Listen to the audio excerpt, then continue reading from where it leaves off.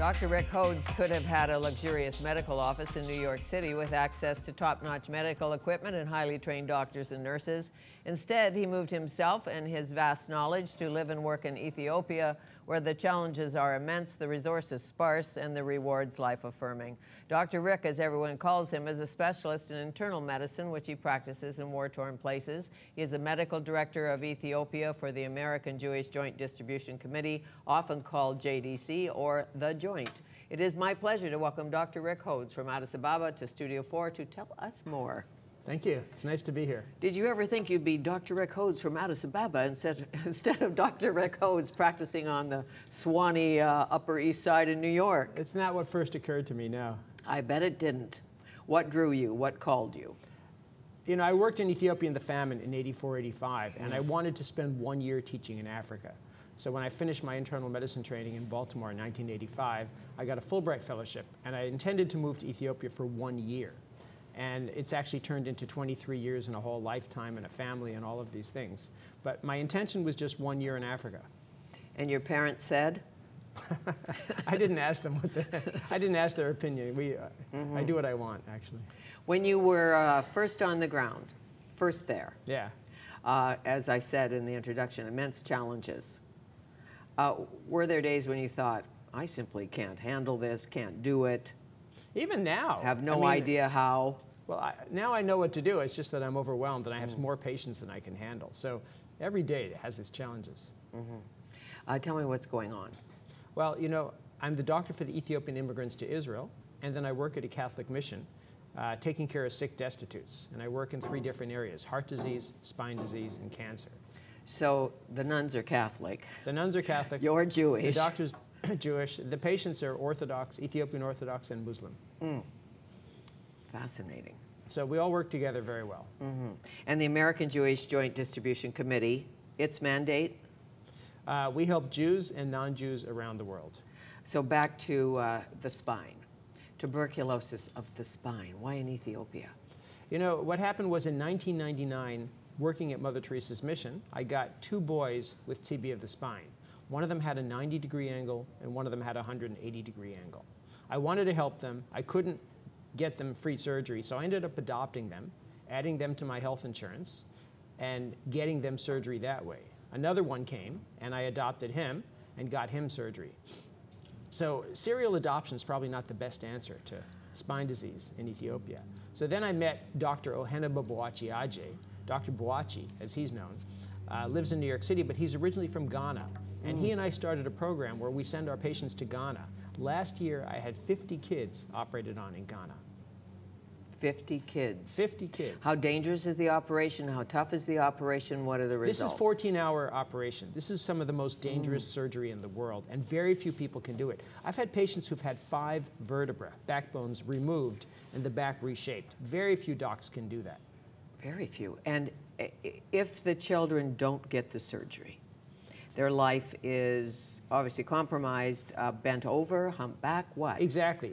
The spine becomes like a question mark, the chest collapses, and then they can actually die of respiratory failure. They can't breathe because the lungs are collapsed. I mean, that happens all the time.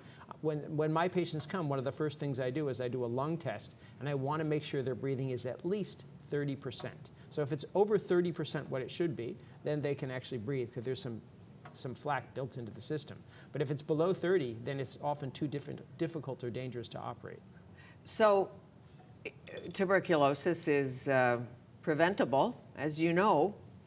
Not able to get help to the mothers, the fathers, the young people in Ethiopia, or what? So TB is very common, and a lot of people have been exposed. And in some people, especially in Africans, it goes into the bloodstream and it can settle in different places, including the brain, the knee, the ear, and the spine. So I have several hundred kids with TB of the spine, and then I get kids with just severe scoliosis, which is much more severe than it would be in North America, because here it would be picked up early. Take me to, I assume it's a field hospital, maybe it's a fancier hospital. Take me to where you work. I work at Mother Teresa's mission. I have a small room that has some old refrigerators in it, a crucifix on every wall, a couple of beds where I can give chemotherapy to my cancer patients. And outside, I may have 50 patients waiting. Some of them may have come from across the city. Some of them may have come across the country. Just yesterday, last night, I got an email from the educated brother of one of my 10-year-olds who said, should Michael come, is it okay if he comes and takes a 2-day bus ride to get to you to be checked up because we wanted to see how he's doing. And who pays for this? The family may pay for it. I may personally pay for it. If it's transport, then I just pay that out of pocket. You have that reputation. You dig into your own pocket. I do. Sometimes you take your own blood. I do. To help a kid. It's quite a reputation you have, sir. Tell me about that.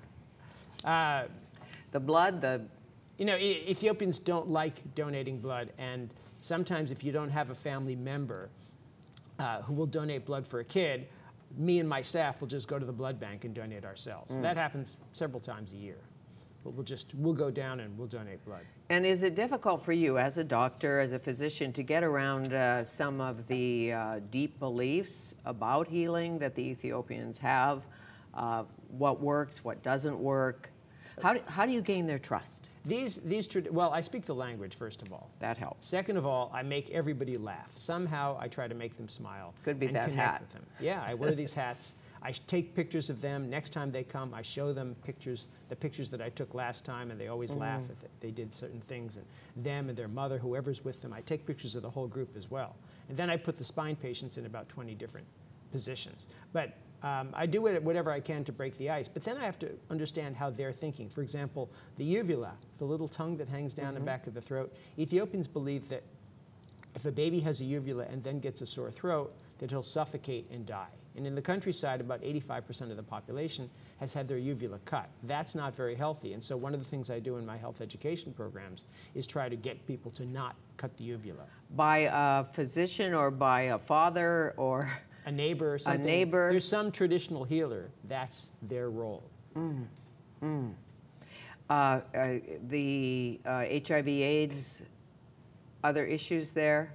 AIDS is certainly around. The HIV rate for the country is about 2%, so it's not terrible. And there's free treatment available through the U.S. PEPFAR program. So I personally don't deal with AIDS because a lot of other people are working on AIDS. Right. So you're mainly spine. Can you airlift kids out or adults out who have severe problems that you can't treat? Well, I send my patients to Ghana. And so I have a whole system and a whole staff that goes with them. My Ethiopian assistant, whose name is Berhanu, has been to Ghana 14 times now. And so I'll send a group of 10 people or even up to 30 people at one time, and then Dr. Boachi and his team will come and they'll do a mass group of surgeries. Okay. And what's the Israel connection? So I work for a Jewish organization. Another one of our programs is I send patients, I'm the doctor for the Ethiopian immigrants to Israel. Occasionally I can send Ethiopians to Israel for treatment as well. Okay. Rwanda. You were in Rwanda when? I was in Rwanda Post-genocide? in 95, right after the genocide, when there was the mass exodus of the Rwandans. They went from Rwanda into Zaire. So I actually went to Zaire in the summer of 1994. And I lived in Zaire for 6 months, and I was the doctor for a refugee camp. Kibumba refugee camp had 200,000 people. I was in charge of 25% of that. So I was the doctor for 50,000 Rwandan refugees. How do you stay healthy as the doctor in a refugee camp with, I don't know if there's cholera epidemics or other epidemics? It's a bit of a miracle. It is. I'm careful about the water that I drink and do common stuff. And it's as simple as that. It is. That's all we can do. Just careful what you eat and wear gloves if you need to. The Rwandan situation now. Have you been back to Zaire? I go back to Rwanda all the time. We, JDC, have a school for orphans who survived the genocide. And they're doing great. I mean, the country's really developing. Our school's doing well. It's really turned the corner. It's doing fantastic stuff. Major General Romeo Dallaire was here about 6 months ago, and he said he's going to retire in Rwanda. Good for him. That's very amazing. interesting, isn't it? That's fantastic. What a wonderful guy to retire there and try to spend the rest of his life with these people. He's a wonderful guy. In spite of all the chaos and the turmoil and the tragedy, he said it's an incredible country, beautiful country. It is, and there's so much promise at this point. It's really amazing to me how they've overcome what they've been through. I mean, because you're looking around and you know that this guy did this and this guy did that, and you have to see them every day. And how to get past that and go on with your life, it's a huge challenge for them. Huge. Dr. Rick Hodes, our guest. He's with JDC, which is the American Jewish Joint Distribution Committee. 97 years it's been around? 97 years, yeah. We're coming up on 100. Okay. Well, you haven't been around that long, but you may be. We'll come back. Let's hope. Let's hope.